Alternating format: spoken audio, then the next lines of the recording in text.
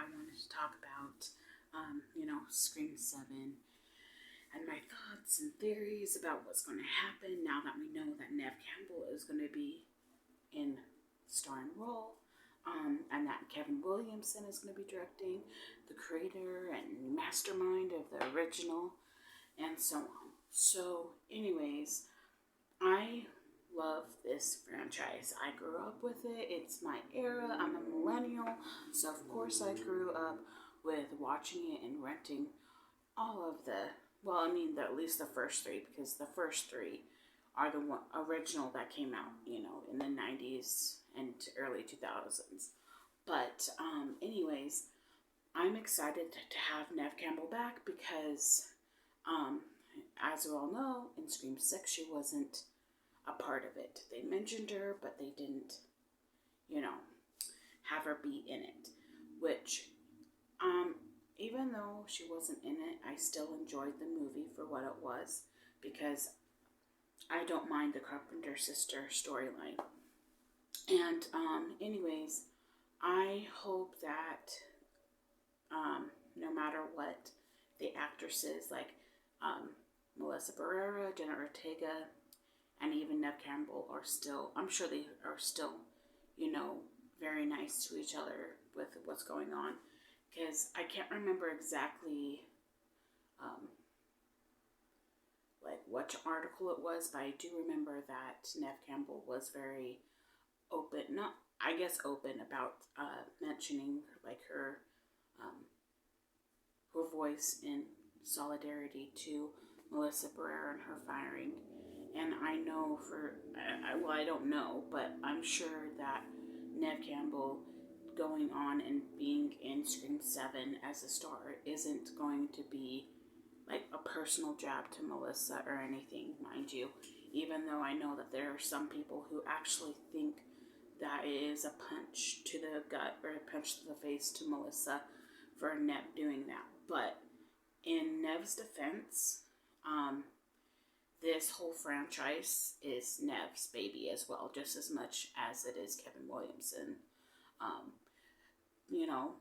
Neve Campbell was in 5 of them and was the focus on it. And without Neve Campbell, there wouldn't have been a 5 and a 6 with Melissa Barrera and and Jenna Ortega. But at the same time, that doesn't give at least, because as you know, with franchises, not all the movies in a franchise will be owned by the same movie company. Like, there's so many movie franchises like Halloween and Nightmare and Friday the 13th that I'm sure has more than one movie company that owns 1 or 2 of the sequels. So they're not all owned by the same movie distributor, movie company, mind you, whatever. And that's kind of how it is with the Scream franchise. They're no different. And so I heard that after Scream 7 that the rights to the Scream franchise will be open for bid. So maybe there will be another movie distributor that could buy the rights to the Scream movies and maybe continue the Carpenter sister storyline and will not, disrespect any actors, because first Spyglass actually was very not rude, but disrespectful to Neve by not giving her, sorry with all the audio, gotta love cars, but they did disrespect Neve in the way of not giving her the money that she believes she's owed, and she's owed it because she's not a newcomer actress. She's been in the business for over 30 years, so of course Neve deserves the money that she's asking. So they did give her that money for Scream 6, which is obviously why she wasn't in Scream 6. And then people are coming after Neve for not taking the role and not taking the money in solidarity to Melissa, when Melissa and Melissa and Jenna did Scream 6 without Neve. It's kind of like, okay, you danged if you do, you danged if you don't. You're getting all up in Nev's grill for taking the role in Scream 7 when Melissa and Jenna took the role in Scream 6 without Nev because of pay dispute. So anyways, all that negativity, you know, kind of pushed aside. I'm excited for it because, like I said, I grew up with the Scream franchise. I love and adored watching the original 3 growing up.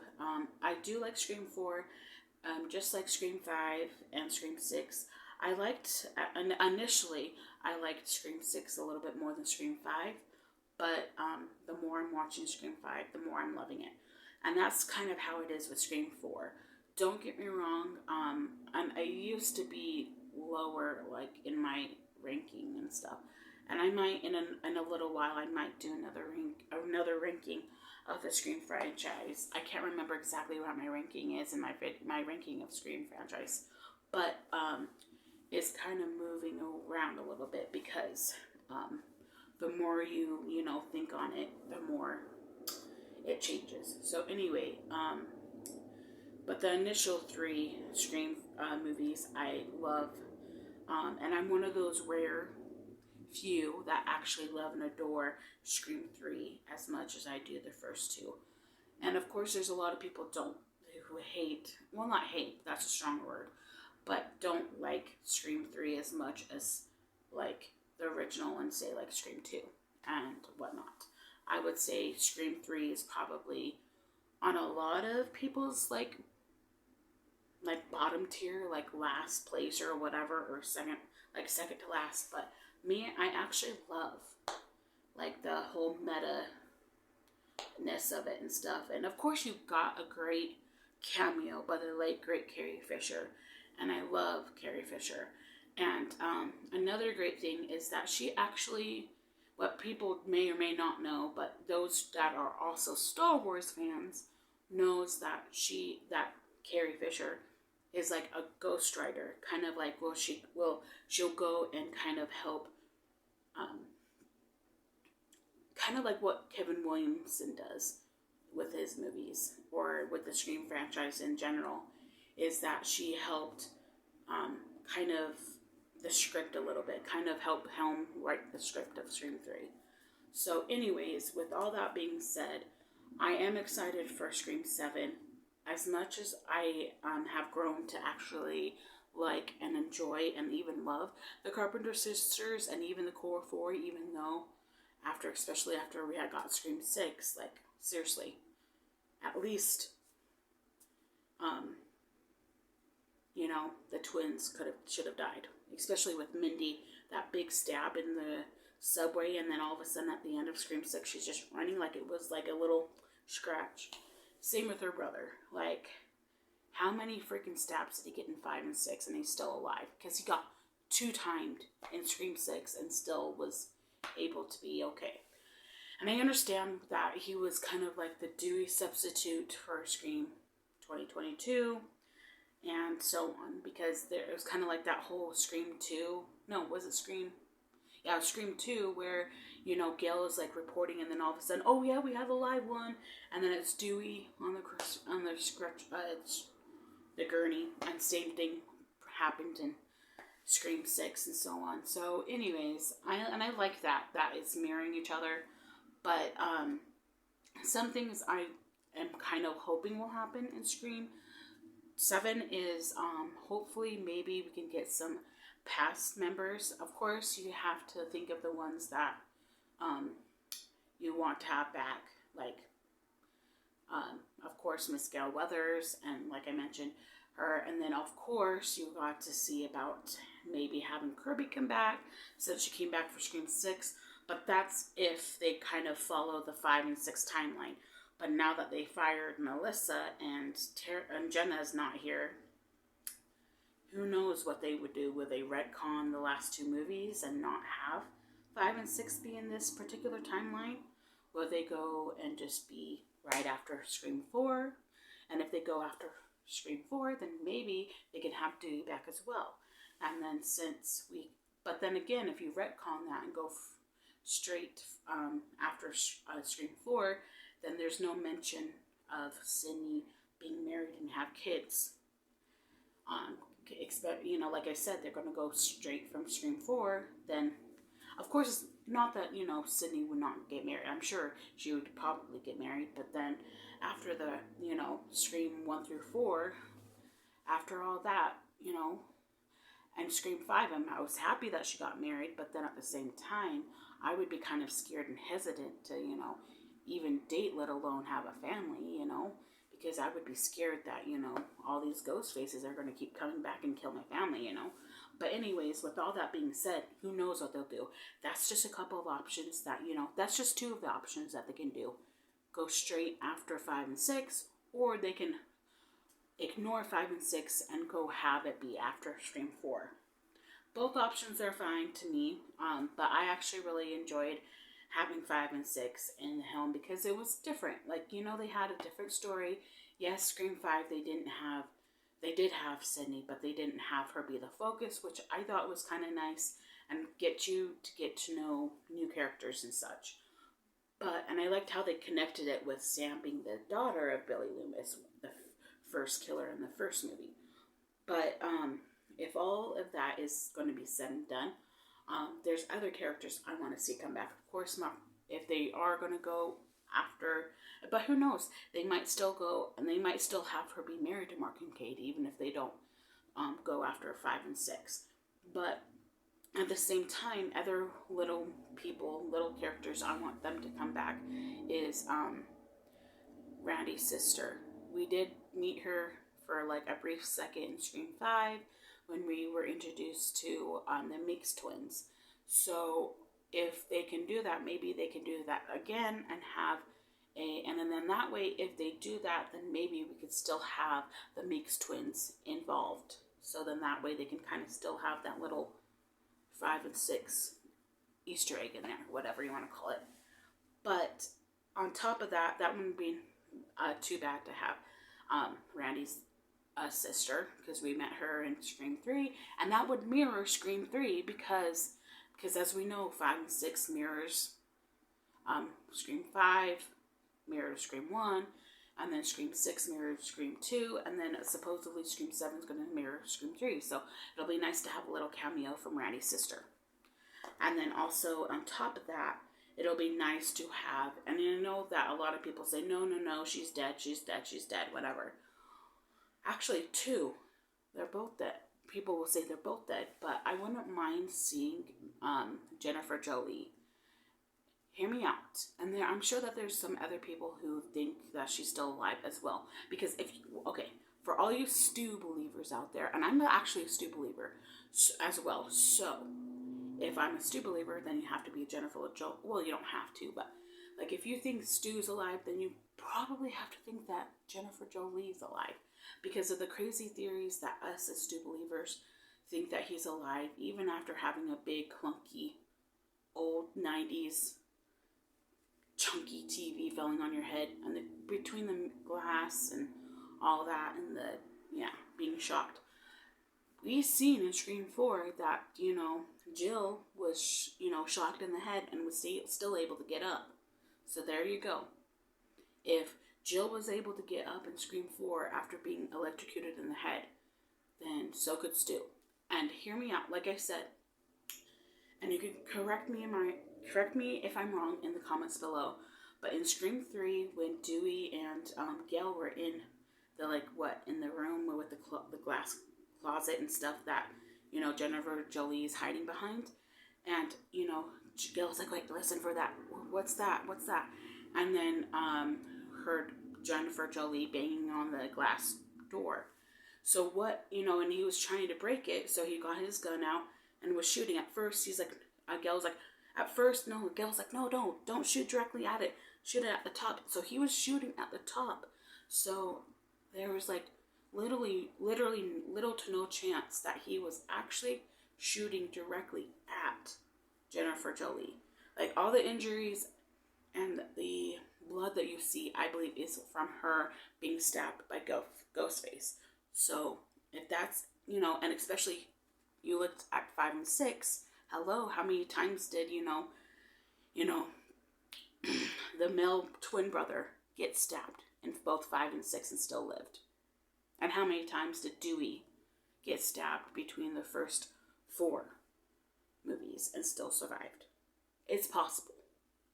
It's possible. And maybe Jennifer Jolie did what Tim Curry's character, not Tim Curry's character, I mean the Mr. Body character did in Clue. If you've seen Clue, you know what I'm talking about.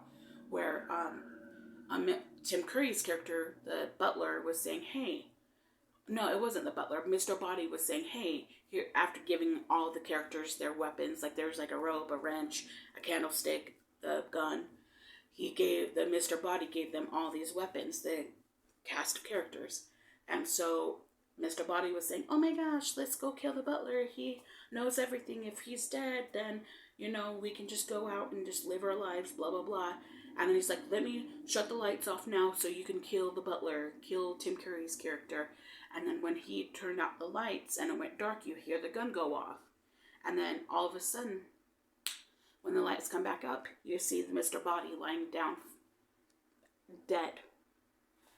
And, sorry, spoilers for those who haven't seen Clue. But Mr. Body initially was not dead in the first place. He eventually did get killed, but he wasn't dead the first time. So maybe that's what Jennifer Jolie did. She just acted dead when the glass breaks and she falls forward. Of course, Gail and Dewey didn't really go and check, and if they did, it wasn't that good of a check. Dewey's not a doctor. He's a freaking cop. I mean, sure, cops, for the most part, do have some sort of medical training, but they're not like actual doctors. They're not like trained in that sense. So anyways, she could have just been like holding her breath for a while, as long as she could, and not moved to make it seem like she was dead. So then that way Ghostface doesn't continue to, stab her and so on. And so maybe by the time you got there, they're like, okay, maybe the paramedics came and tried to, see if they could help her. They're like, all right, fine, but please pack this, dead bag up, and then wheel me out and say I'm dead. I'll go, and I know people will probably be saying, well, Jennifer Jolie is this like over-the-top actress. She wants all of this stuff on her. She wants everyone to know that she's there or whatever. But after being attacked by a Ghostface killer, even if you want all the fame and attention, if you don't want to get killed, I'm sure you would want to go and hide, so then that way he doesn't come back and get you.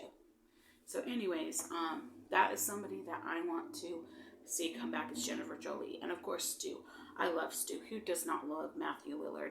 I met him recently here in Salt Lake, at the Salt Lake Comic Con, or I should say, not say Salt Lake Comic Con, it's called FanX. But anyway, he is like the sweetest guy. He is like so humble. Like he will go and talk to everyone, shake your hand, blah blah blah. But anyways, that would be another one I would love to see back. And it would be nice to see maybe excuse me.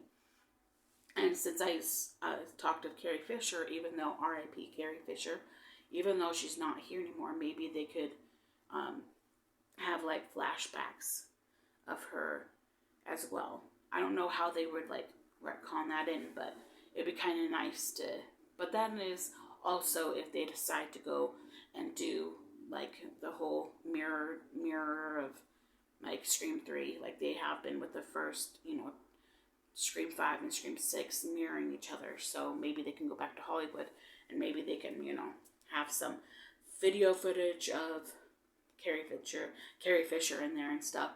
But yeah, definitely I want to see about having I was about to say Stu and Jennifer Jolie, but also Randy's sister, and also maybe kind of going with the Carrie Fisher video footage. Maybe have some video footage of Randy as well, just like we had video footage from Scream 3. So maybe Sydney decides to rewatch the video from Scream 3. Then that way we could have, a little Randy tribute. And that would be kind of cool. And you know what would be kind of cool as well? Is maybe if Randy was actually still alive. And I know that's like, if you really think about it, it's more likely for Stu to be alive than Randy. But no one was really there other than Randy and Ghostface that killed him. And I don't know about you, but you could totally tell that that blood that was in the van, that was all his, that was a little too much blood, and it looked a little too fake. So maybe, just maybe, Randy is actually still alive. Because to me, in Scream 3, maybe somebody just, maybe one of Randy's movie friends decided to dress up as, Ghostface and kill Randy, even though he wasn't killed in front of, like, say, Dewey and Gail and Joel. But what if they did that just so then that way it can make it seem like then that way maybe he is a ghost face in the end.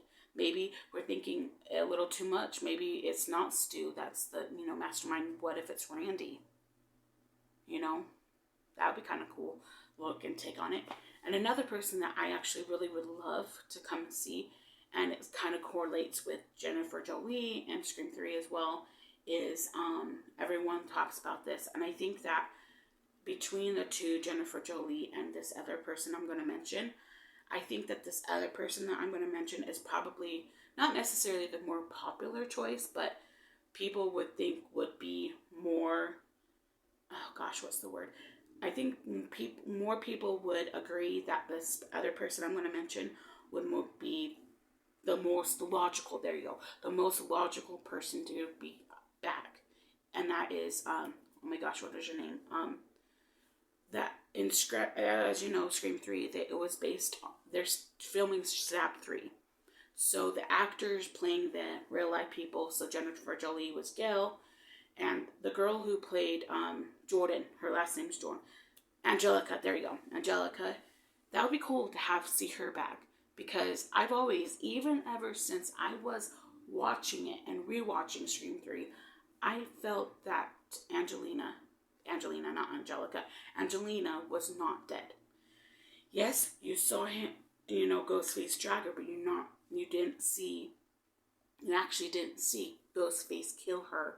All you saw was her body being dragged off by someone. Maybe that, because that was like the whole intention that it was made obvious in the movie that Angelina was like the second Ghostface before Roman was set to be the only Ghostface in that film. But what if, just like Roman faked his own death in that one, maybe and people are going to say, but he actually just killed her and then just took the credit, like he just used her, that she's actually dead, and that he just used her, she was just an extra body to help with killing people, because people are going to say he did it all in Scream 3, Roman did it all. But what if, she was that way and he did kill her, but what if in the end he actually pretended to kill her to make it look like she's dead, and both Jennifer Jolie and Gail saw her be dragged off after being supposedly killed, and that was a suspicious death.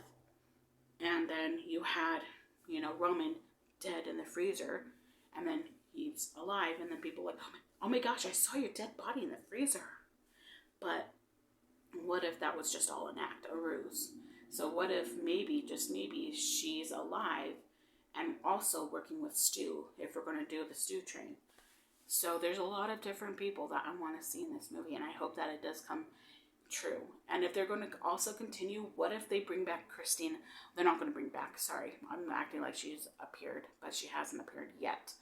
But what if they're going to also continue, if they're going to continue with the whole Carpenter sisters without the Carpenter sisters, what if they actually just bring Christina Carpenter without the Carpenter sisters? That'd be kind of weird, though. I know it would be weird. But what if they have Christina Carpenter working with Stu, if Stu is coming back, and be like, oh, I don't care about my daughters. I never did. Blah, blah, blah. And maybe, just maybe, she's like, I never, like, yeah, sure, I tried to kill Tara a couple years ago in Scream 5, but I don't really care about my daughters, whatever. And then, anyways, what if Christina Carpenter is also part of the Stu cult because of, he always loved Billy. Christina Carpenter always loved Billy, but now that Billy's dead, she's just with Stu because, you know, he's the next best thing to her. So anyway, that's kind of like something they can do. I don't know if I like that one because it would be kind of nice. That kind of feels not just a Sydney story, that feels like a Sydney and Carpenter sister story. So I hope that if they decide to not have Scream 7 be the last one and the rights go to another movie studio, then maybe if they do a Scream 8, then they can have both Neve and the Carpenter sisters be a part of that and have Christina Carpenter come in for that. And then that way both of them can kind of fight with Christina Carpenter, because apparently with the whole theory is that Christina Carpenter, since, you know, Sam's the daughter of Billy and Christina, that maybe Christina is involved with Stu. So maybe we don't need to have Stu this movie.